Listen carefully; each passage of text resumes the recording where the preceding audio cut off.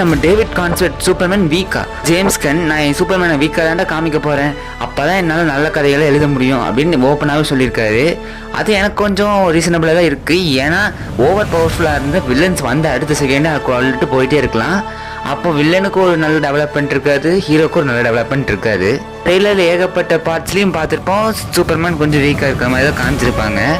Actually இது வந்து starting ஸ்டேஜில் இருக்கிற சூப்பர்மேன் அவரோட பவரை வந்து அவர் கற்றுக்கிட்டு இப்போ தான் சூப்பர்மேனுக்கு ட்ரை பண்ணிட்டு இருக்காரு. ஸோ அவர் போக போக இந்த யூனிவர்ஸில் பவர்ஃபுல்லாக மாறலாம்.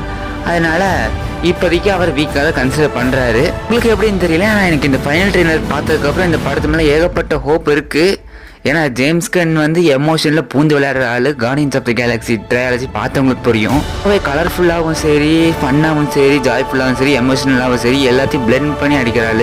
எனக்கு இந்த படத்து மேலே ஏகப்பட்ட ஹோப் இருக்குது. உங்களுக்கு எப்படி இருக்கா இல்லையா மறக்காமல் கமெண்ட்டில் சொல்லுங்கள். அடுத்த வீடியோவில் சந்திக்கிறேன். அது வரைக்கும் உங்களிடம் இந்த வீடியோ பெறுவது நான் உங்கள்